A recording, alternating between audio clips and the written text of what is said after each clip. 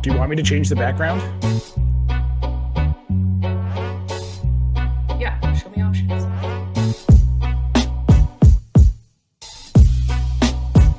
Yo. Yeah. That's all we've got. Okay, welcome back, everybody. We are in week 7. Bye-Mageddon is what it's been referred to, by NATO. But we're going to break it all down. We're going to cover all 32 teams in 32 minutes this week. I'm Jen. I'm Nate, and we're here to give you all of the information you need to set your lineups with confidence in this wild, crazy week 7. 6 teams on bye, obviously, has been mentioned. Bye-Mageddon, Bye-Pocalypse. It's going to be a wild one, so we're going to try and help you out. Yep, indeed. Let's get it started. You want to talk about Cincinnati and Baltimore first? Yeah, let's do that. Okay. Well, the Ravens struggled last week. Lamar Jackson struggled last week. Marquise Brown struggled last week. But you're starting both of those guys. Mark Andrews did not struggle last week, however. He had 5 receptions for 68 yards, I think it was, and a touchdown. And you're absolutely starting him on Sunday. With running back Latavius Murray potentially out this week, look to Devonta Freeman to have a decent game. Cincinnati's been terrible against the run game this year. I mean, that doesn't really matter because Lamar Jackson doesn't love to run the ball unless he's running it himself, I suppose. But he's more likely to air it out to Marquise Brown or Mark Andrews. Sammy Watkins is out this week, but I don't anticipate Rashad Bateman to pick up the slack, so I wouldn't be starting him if you have other options. And same goes with Le'Veon Bell and Tyson Williams. Nate disagrees with me on Le'Veon Bell, but I do. I think he'll snipe some red zone work. We saw him get a touchdown last week in his first real usage since he's been on the team. And I disagree with Rashad Bateman too. I'm starting him a few places over some guys where I think he's gonna have a good week. I think this is gonna be kind of his coming out party. So we'll see. Bold move. Yeah, bold move, Cotton. See how that's it goes all I got off. on Baltimore. All right. Well, I will hit up Cincinnati. So Joe Burrow and Jamar Chase continue to be absolute fire together. They're smash starts every week. You have to start them. Mixon's looking healthy. He's ready to go. He had 25 points last week. I have no concern starting Joe Mixon. Words I never thought would come out of my mouth. Yet here we are. T. Higgins really hasn't done anything this season. I'm starting to bench him in most leagues I've got him in because he's just simply not producing. Against Baltimore, this isn't going to be the week he gets right. He's definitely a bench for me. Tyler Boyd has been disappointing outside of a huge game week 4 against Jacksonville, of course. He's definitely someone I'm wanting to bench right now. Outside of that, you've got CJ Uzomah. Is he a thing now? I mean, he could be worth a look this week, but he's very touchdown dependent. All right, so that's all I've got for Cincinnati. Let's move on to the Washington football team at the Green Bay Packers. Okay, I'll take Green Bay. Boy, Aaron Rodgers was spicy last week, huh? He got a lot of controversy and memes, but that aside, you're obviously starting him this week against Washington, as Rodgers will likely have a field day against Washington's defense. They, like you said last week, just have not done what we thought that they were going to do. And the Packers are 5-1 and haven't lost since week 1. Look to Aaron Jones to be in your lineup if you have him. He was super productive last week with 76 yards, 13 carries, 34 yards receiving, and a touchdown. He should be starting for you. He's only had one 100-yard plus game, but this week could be his second if my stats are correct. A.J. Dillon, on the other hand, deserves to be on your bench. Just bench him. We keep waiting for him to break out. And minus a good game in week 5, he's been underwhelming. Devontae Adams could have a big game, and I would start him if you don't have a better option. And minus A.J. Dillon, starting anyone from Green Bay will likely be a good decision against a weak Washington defense. Okay. And that's all I have on Green Bay. All right. Well, I will cover the Washington football team side of this one. One thing I do want to say is if you have a better option than Devontae Adams, I'd like to know who that is. Yeah. Just out of curiosity. Yeah. Okay. So Taylor Heineke, he's been kind of a roller coaster, but at this point, if you're considering starting him, you probably don't have another choice. If he's on your roster, you probably don't have another choice. That's why he's on your roster. Antonio Gibson's looking doubtful to play Sunday. And if he does play, he's going to be pretty limited. Terry McLaurin's been back at practice. It looks like he's probably going to play. That said, J.D. McKissic is in line to be a top passing target this week. And he's probably going to get the majority of the rushing work with Gibson either being out or kind of probably on a pitch count to say he's going to be pretty limited. So McKissic is the one guy in this offense right now outside of Terry McLaurin. I'm going to tell you, you really need to start. I'd be really careful with Antonio Gibson because if he's hurt, and like we saw last week, he came out early. I think he managed a total of 4 points in fantasy. Yeah. Be real careful about starting Antonio Gibson this week if you have other options. Ricky Seals-Jones should see some more volume. I like him as a good start at tight end, especially considering we're without Dawson Knox and Dalton Schultz this week. So yeah, Ricky Seals-Jones is somebody I definitely like firing up this week. Yep. Okay, let's move on to Atlanta at Miami. Tua Tagovailoa. I've been practicing this all week, you guys. I swear it. Tua Tagovailoa. Tua looked great coming back from injury in week 5. We'll just leave it at Tua. He had a whopping 329 passing yards and 2 touchdowns, which positions him to put at least in your flex spot this week. He's not your QB1 yet, but he's certainly putting up a good fight unless he is your QB1 because of buys. But don't worry about him unless he's held out with that rib injury that he has. Keep an eye on him as Sunday approaches for sure. Myles Gaskin is a big oof for me this week. I'm not starting him if I don't have to. Same with Salvin Ahmed. Don't start him unless you have to. Jalen Waddle could be sneaky this week though.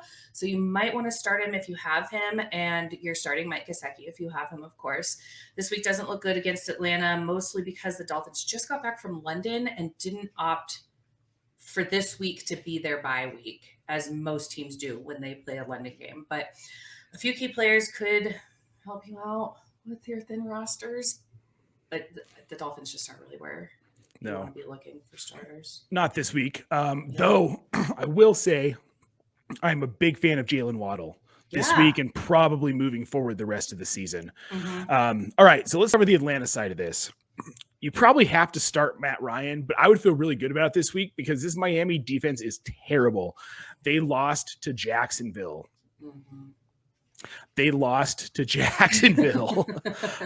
So yeah, feel good about Matt Ryan. Cordarrelle Patterson is a smash play this week. No questions there. Mike Davis might be a decent fill in this week, given all the bye issues we're having. I know I have to start him a handful of places, and I feel actually okay about it against Miami. Calvin Ridley's back, so you're starting him. Kyle Pitts finally had his breakout last week. Finally, we knew what he was capable of. And even with Ridley back this week, I still think we see similar volume out of Pitts, and I would be firing him up.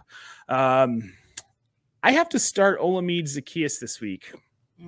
It's rough out there, man. Yeah. So I understand if that's something that you have to do. We're all having to do things we don't want to do right now. Yeah, it's ugly. It is ugly. It is ugly. Yeah. Okay. All right. Well, let's move on to the Jets and the New England Patriots. Okay. I'll take New England, which is a no-brainer for me this week. New England will likely crush the Jets in week 7. New England is 2-4, which is an obvious embarrassment for Bill Belichick. So I think he's probably going to come out with a vengeance this week. You're going to start Mac Jones if you have him. I wouldn't start him over any other like big name quarterbacks, but he's a solid flex option. Damian Harris is a start if you don't have any other options. Ramondre Stevenson, the same. He finally had his first touchdown last week, which puts him low on the list for starters for me. Jacoby Myers is a start this week. Nelson Aguilar has been disappointing, so only start him if you absolutely have to. Hunter Henry could have a big day this week, so I would be starting him. He's had a touchdown in each of the last 3 games, and going up against the Jets could most definitely provide his 4th straight touchdown. Yeah, definitely. Again, this is a Jets defense that isn't great. I think I'm a little bit higher on Ramondre Stevenson in this one than you might be. I think he's in line he's out of the doghouse with Belichick after that week 1 fumble. We've seen increased volume the last 2 weeks. He provides an upside in PPR because he gets involved in the passing game where Damian Harris doesn't. So I really like Ramondre Stevenson this week. I like all of these guys this week against the Jets. Conversely, I don't like really any of these Jets players this week.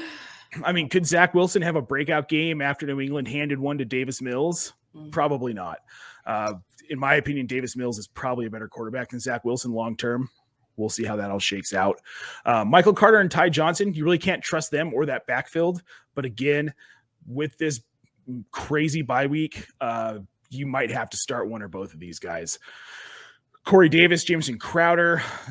Again, these are guys who are emergency starts for me only this week. If you have to start one of them and you have an option, I'm going to go Corey Davis, not Jamison Crowder. Elijah Moore's been a non-factor. He's only got 8 catches on, get this, 29 targets.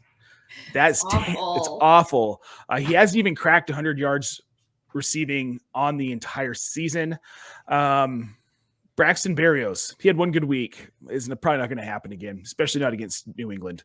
You got to remember, as much as they're 2-4, they kept up with the Dallas Cowboys last week and almost won that game. They pushed it to overtime. Yeah. So don't forget that when you're thinking about teams who are playing New England, they kept with Dallas. Their defense is pretty good. The Jets are going to be sorry that they showed up on Sunday. I feel like it's going to be an embarrassment. Yeah, probably. Yep. Sounds about right. Yep. Okay. On to, let's go Carolina and the Giants. I'll take Carolina. Sam Darnold is definitely a start this week. He had just 207 passing yards last week and only completed 17 of 41 attempts. But if you have Sam Darnold, you're starting him because you probably have to. The Giants are 1-5, and this could be Darnold's opportunity to get himself back on track, kind of a way to right himself this week. Christian McCaffrey's out again, which is absolutely infuriating, of course, but that opens up opportunity for Chuba Hubbard, who you should definitely be starting if you have him, if you were a smart person who picked him up. Royce Freeman could see a few touches, but I would sit him if you can this week. Do start DJ Moore this week. Start Robbie Anderson and sit Terrace Marshall, who didn't even practice this week. I don't know if he practiced today, but he hasn't had a breakout performance yet this season. If you have tight end Tommy Tremble, I mean, for me, he's probably going to be a sit if you have another viable option. He's been quiet all year, and it's doubtful that he turns it around this week.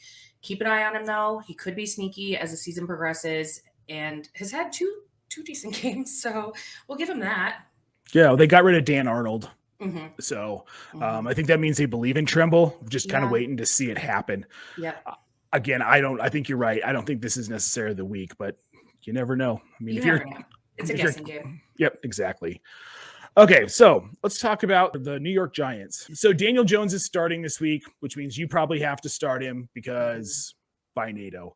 Saquon didn't practice Thursday, didn't practice today, and has been ruled out for Sunday. Ouchie wowie.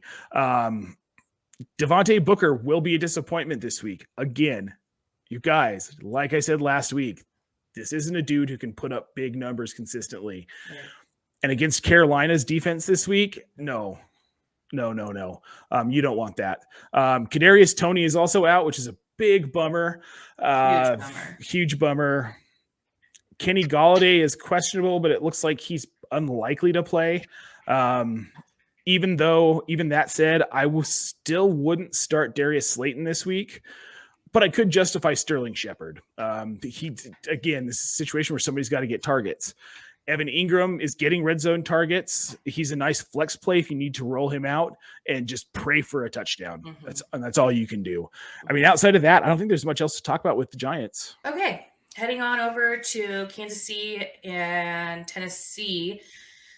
You're obviously starting Patrick Mahomes, Tyreek Hill, Travis Kelce. We should probably just have this on a loop.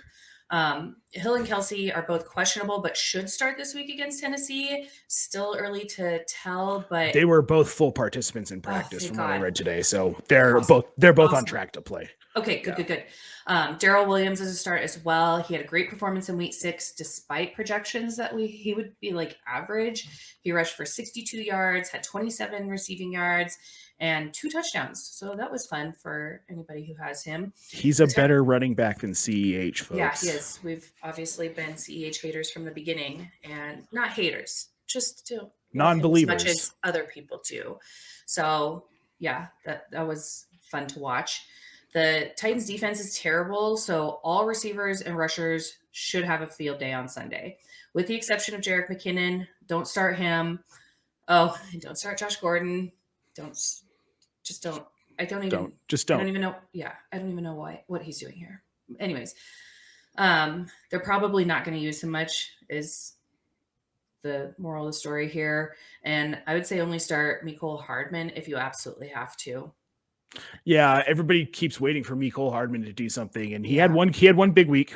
But if Tyreek Hill's around, I mean, he's just not going to see the volume to make him relevant. No. All right, so as for the Tennessee side, this could be a good week for Tannehill to get right. I mean, this Kansas City secondary is leaky, but don't cross your fingers. Derrick Henry,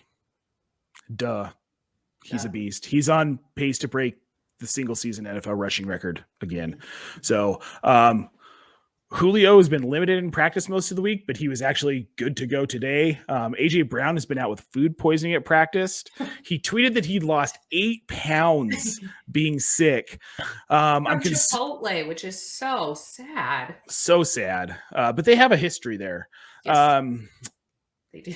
So my concern now becomes with AJ Brown is if he's just getting over a bout of food poisoning, is he going to have the strength to go out and play? I mean, if he lost 8, he will. I mean, even though he lost 8 pounds this week, that concerns me a little. I lost 7 pounds 1 week, and I was running around after he was I don't even know how old Jackson was at the time. 3, 2.5. And I lost 7 pounds that week. Yeah, and that's true. Fine. I had this. Well, yeah, but you weren't sick. No. Okay, so, and that's my thing. But if he plays, you're playing him because you kind of have to. Same with Julio Jones. Should be a go. Just kind of make sure you're paying attention tomorrow, Sunday morning, to see what's going on with that. If Brown or Julio somehow end up both being out, Chester Rogers could get some volume. But even if they're both out, that's a desperation play if you have no one else. Lots of concerns with Ryan Tannehill right now. Agreed. Ooh. Yeah. Okay, on to Philly at Las Vegas. The Raiders have a newfound bond with the resignation of head coach John Gruden.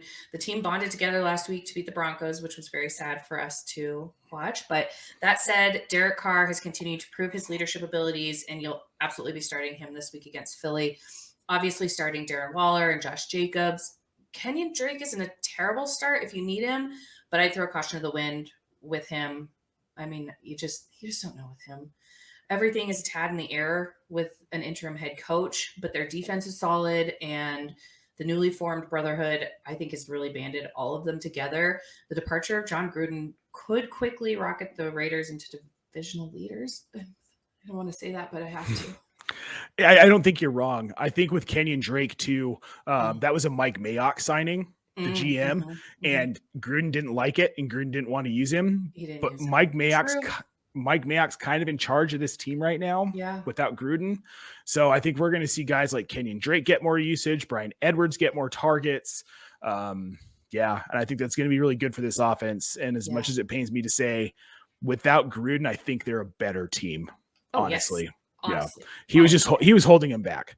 Yep. So, all right. Well, and this week they're playing a pretty weak Philly team. Jalen Hurts has rushing upside, makes him a start this week. It probably won't be pretty when they're just getting beat up, but Hurts somehow manages to put together fantasy relevant games every week. NFL wise, if you're watching him play, it is ugly, but he scores in fantasy. So get him in. Kenny Gainwell could have some sneaky PPR value this week, especially because Philly's probably going to be losing early, throwing the ball more. He's a really good target in the passing game, and he's sneaky quick, and they don't like using Miles Sanders. His usage has been absolutely atrocious. It's really hard to trust Miles Sanders any week moving forward. He had 1 carry in the first half last week. 1 carry for a guy who is valued so high in fantasy football. And we do our work. We know the guys we're talking about. Yeah. And his value is just plummeted because they're just simply not using him. Yeah. Devontae Smith could be a solid volume play this week. Outside of him, I don't really trust Jalen Reagor. He's just not catching the ball. He's looking sluggish on routes. He's not been nearly as involved as we would like.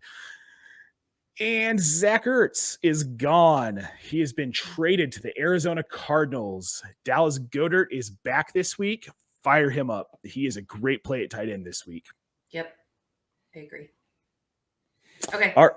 Let's talk Detroit and Rams. Who do you want? Yes. I would like to talk about my favorite team in this matchup, the Los Angeles Rams. So when this trade went down in the offseason, Matthew Stafford pretty much straight up for Jared Goff, and they just swapped teams. I was ecstatic for Matthew Stafford because I knew that the change of scenery was going to be very good for his career, and it has been. This is going to be a big day for Stafford. He wants to go back into Detroit and just stick it to the franchise that held him back for the better part of his career. I mean, what wasted years of his career. Absolutely wasted years. So you're starting Matthew Stafford, which means you're starting Cooper Kupp. Obviously. Robert Woods is back. He's exactly who we thought he was. He just took a little break. Bobby Trees, start him. Darrell Henderson has looked sharp. He's just running with some fire under his ass. It's amazing. And Detroit's giving up an average of 30 points per game to running backs in fantasy. So Darrell Henderson's a great play. And especially Sony Michel has been limited in practice, and it sounds like he's going to be limited this week in this game. If you're super, super thin at running back, you can start him, but don't expect much. I mean, he's got like an 8 to 10 point ceiling this week, considering that he's got. That's generous. Honestly, I'm saying that's his ceiling. Like the highest he's going to score. He won't more than his floor is 0 points. Let's put it that way. Yeah. Or negative points if he fumbles. Mm-hmm. Tyler Higbee breakout not coming this week. Not going to happen. Van Jefferson's been really hit and miss. For me, he's a hard pass if you can avoid it. Again, there are places I have to start him this week because I'm so thin at wide receiver with these bye weeks and injuries. But if you can avoid it, do. Yep. So for me, I think this is going to be the game of the weekend. I think a lot of people are anticipating this to be game of the weekend. For at least a few snaps of the ball anyway. Jared Goff is returning to his previous home, as you said, and will face off against the team that traded him away to a terrible Detroit team. Should we just say to bench the entirety of the Lions team this week? Probably. I mean, no, but you're starting DeAndre Swift because you have to and you want to. He's been on fire. Are you starting Jared Goff? That's kind of a big question mark. I think he'll have some good plays, but he's not going to go off. And this isn't going to be a revenge game for him, like everyone says. I'm saying that's not what's going to happen. I know a lot of people are excited to see that, but I don't think it's going to be what everyone thinks. It'll be amazing if it happens. I just don't see it. Goff has fallen off a ledge. Honestly, that's how I feel. He fell off before he even landed in Detroit. If you think about it, I mean, his last couple of seasons in LA just weren't. Not great, Bob. Yeah, they weren't where he used to be. So we expect a different performance. So anyways, unless you don't have any other options, he's riding the bench this week. Then we've got Amon-Ra St. Brown. He's blossomed beautifully over the last couple of weeks and was worth a start. TJ Hawkinson is questionable, but likely to play after being held out of practice on Thursday of this week. I don't know. Do you know if he practiced today, Nate? I think he did. Okay. Well, he's likely one of your only tight ends anyways, so he should absolutely be on your starting lineup, barring future injury reports. I mean, yep. Fire him up. Yep. One other name here, Khalif Raymond. People have been talking about. If you are really, really hurt and you missed out on waiver wire wide receivers this week, he's still floating around out there as a free agent, and you can grab him without any delay. He's not going to get a ton of volume, but he could get some solid volume, and he could be in line for maybe a touchdown catch this week if you're hurting. Good to know. Yep. All right, well, let's move on to the Houston Texans and the Arizona Cardinals. Okay, I'll take Arizona, which I don't even need to say that you're starting Kyler Murray, because you are. You're starting him. Even if you're new to fantasy football, you know you're starting him. So moving on. The only undefeated team left in the NFL is the Arizona Cardinals. There's nothing but love for all key players here. James Conner has battled week to week to prove he's a starting running back, but I think he'll produce against Houston. So start him, or if you have Chase Edmonds, I would feel confident starting him as well, as long as you keep an eye on his injury status.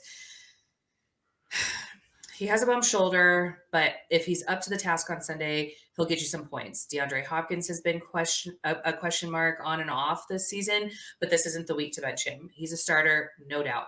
Christian Kirk is a viable flex play, but be aware that he'll lose out to Hopkins when given the chance. So much to talk about with this team.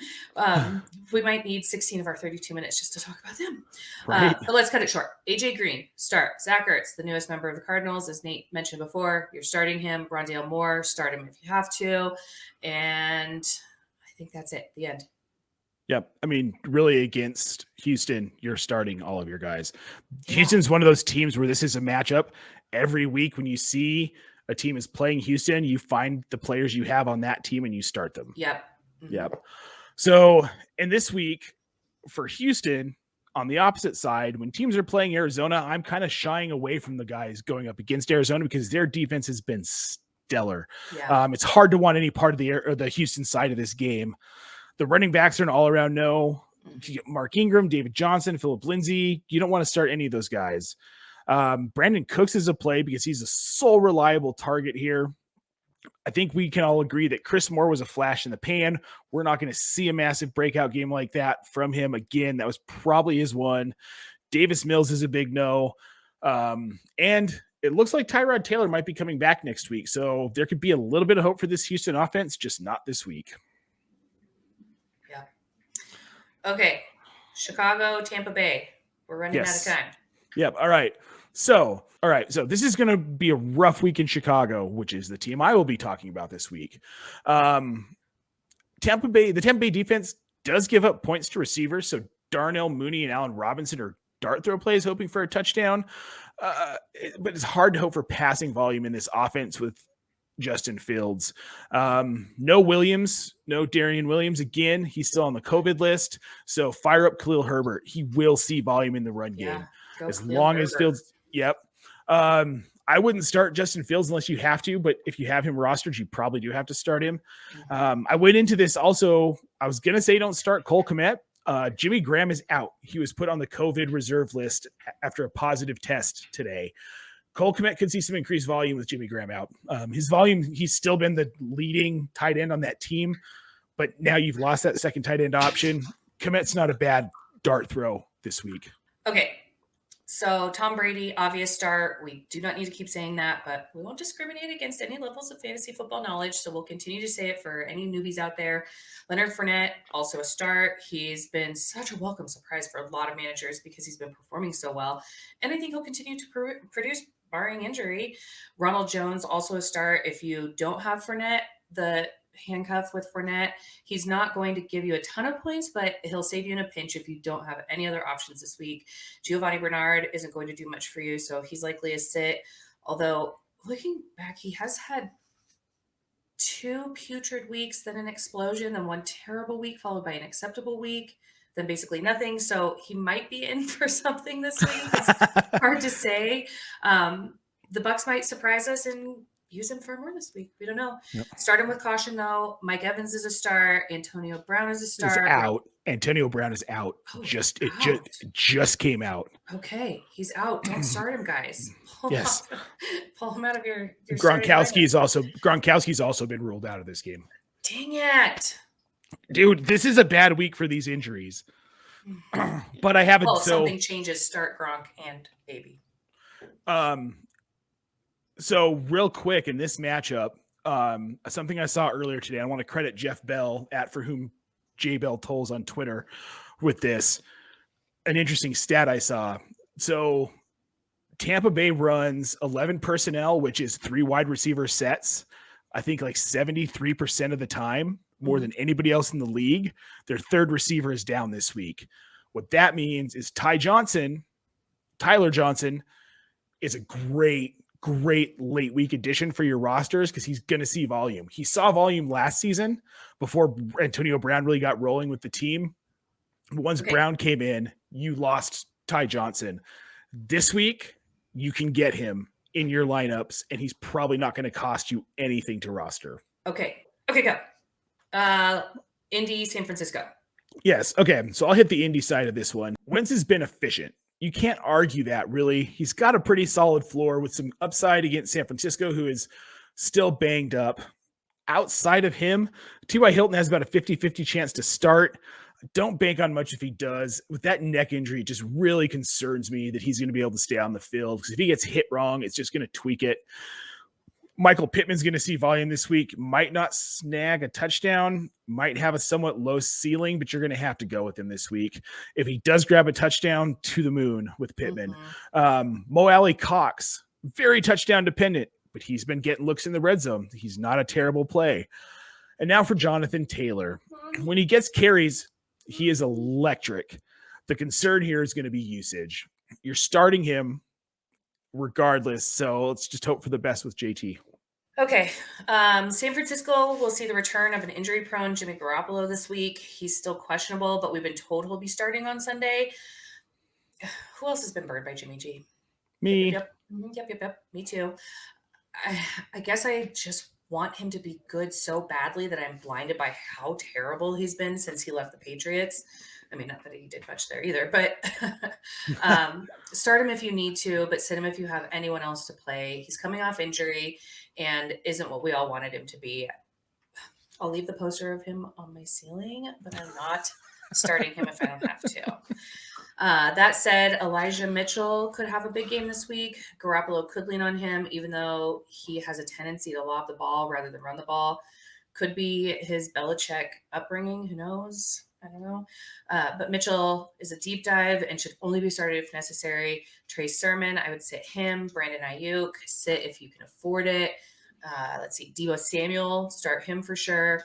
Garoppolo will probably target him. Unfortunately, Kittle is on the injured reserve list. But if you have Ross Dwelly, you'll probably need to start him. Sorry to say. Yep. It's all right, though. I mean, it doesn't matter who it is as long as they're seeing volume. And if Dwelly's going to see the volume, there you go. Yep. All right. Okay, so last game? Last game. Yep, we've got New Orleans at Seattle, the Monday night game. Okay. New Orleans. Okay, first off, they're coming off their bye week from week 6. Second, they're facing Seattle. Third, with the exception of 2 weeks, Jameis Winston has shown that he's not fit to be a starting QB in fantasy. Bench him if you can. This week against Seattle isn't going to bring home the bacon. But yay, Alvin Kamara is back, and you're absolutely starting him. And with a restful week behind him, Marquez Callaway will hopefully be what everyone wanted him to be. So I'm okay starting him as well. Deontay Harris hasn't earned a start yet, so you can probably leave him on your bench. Plus, he's questionable with a hamstring injury. Jordan Humphrey is still a healthy scratch, but I so badly want him to break out only because I really want everyone to be saying his name. Such a cool name. Adam Troutman is warming your bench this week because, well, he hasn't been seeing the ball much this year, and that's probably where he'll remain until he proves otherwise. Yeah, this New Orleans team is going to get interesting when Michael Thomas comes back in the next couple of weeks. Yeah, God, please be next week. I picked him up knowing he was going to be out for 8 weeks, but I really wanted to get him off my injured reserve list. Yep. Well, I've heard he should be playing in the next 2 weeks, so that's kind of been the chatter. Yep. All right, so the Seattle side of this one, Geno Smith is still the quarterback because Russell Wilson still isn't cooking, still on IR. They haven't done anything. They signed Jacob Eason after Indy released him. Jacob Eason isn't starting. It's going to be Geno Smith. Bench him. But if you have him, you probably have to start him. The running back situation is getting really interesting. Alex Collins has been banged up, and he was a limited participant in practice today. That said, Rashad Penny was activated off of IR today, designated to play this weekend. Pete Carroll has said he looks good, and he's going to be a full go. Rashad Penny is someone you can get on waivers right now still. at this moment, more than likely, go out and get him if you need a running back. It's not going to be DJ Dallas. It's not going to be Travis Homer, which now it will be because I said that. But it's highly unlikely. This is going to be Rashad Penny's week to shine against New Orleans. And I think he will. I think he's raring to go.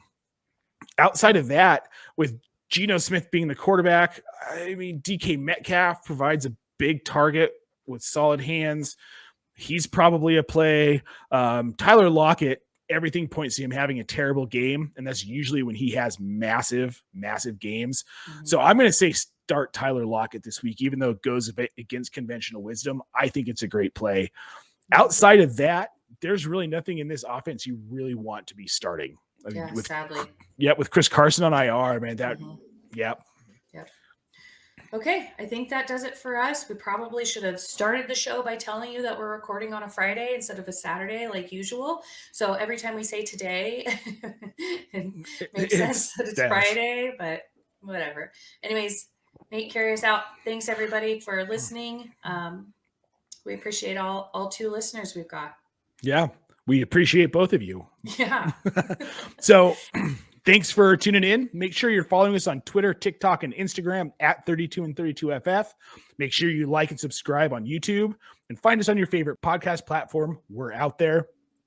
If you have questions during the week, feel free to DM either one of us on Twitter at Jen Paulvote, at Janae JackFF, or at 32 and 32FF. We'd be happy to answer you during the week. If you've got questions about anything, see you next week. See you next week. Hope you survive.